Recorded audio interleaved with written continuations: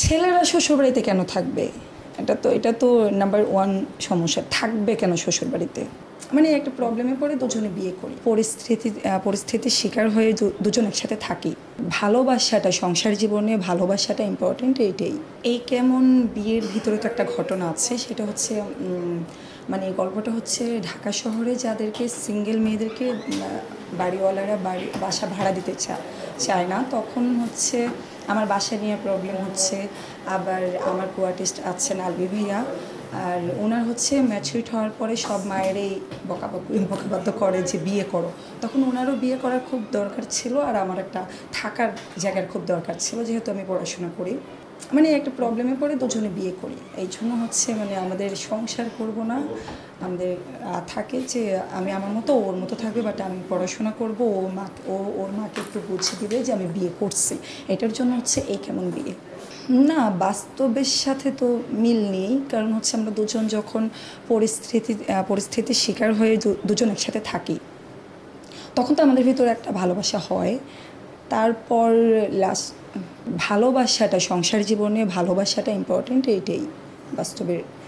আমরা তো আর ভালোবেসে বিয়ে করি না, আমাদের থাকার পরে আমাদের ভালোবাসা হয় না। বিয়েটা তো আগেই করি, আগে করেই আমরা রুমে আমি হিরোর বাসায় ঢুকি। এই নাটক ছাড়া এই নাটকের ডিরেক্টর হচ্ছে নাজমুল রনি, আর আমার নামটা আগে বলে, আমি পারিশা জান্নাত। আর হচ্ছে তার আগে একটা করেছিলাম জিয়াউদ্দিন আলম ভাইয়া ডিরেক্টর, ওনার একটা করেছিলাম নাটক দুর্নাম, ওটাতে ছিলেন অহনা আপু, রাশেদ সীমান্ত ভাইয়া, আমি। আর তার আগে একটা করেছিলাম আর জামাই শ্বশুর তো, আর জামাই চতুর্থ শ্বশুর ফতুর, ওটা ছিলেন হচ্ছে ভাইয়া শামীম হাসান সরকার ভাইয়া। ওনার সাথেও কাজ করি আমি। আমি যেহেতু ফার্স্ট টাইম ওদের সাথে কাজ করি, ভাইয়ারা ওনারাও আমাকে খুব সাপোর্ট করে, আমারও খুব ভালো লাগছে। এই তো, প্রত্যেকটা গল্পই আলাদা আলাদা সুন্দর। ওই গল্পটা ছিল যে আমার হাজব্যান্ড অনেক বোকা থাকে, আর হচ্ছে শ্বশুর বাড়িতেই থাকে, ঘর জামেই থাকে।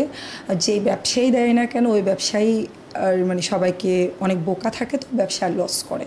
সবাই বকাবকি করে, যে বোকার জন্য সবাই বকে, সবাই ঝাড়ি দেয়। উনি হেসে হেসেই সব কিছু নিয়ে নেয়। মানে উনি কোনো কিছুই, ওনাকে যে বকা দিচ্ছে ওটা ওনার কাছে বকাই মনে হচ্ছে না। ছেলেরা শ্বশুরবাড়িতে কেন থাকবে? এটা তো নাম্বার 1 সমস্যা। থাকবে কেন শ্বশুরবাড়িতে?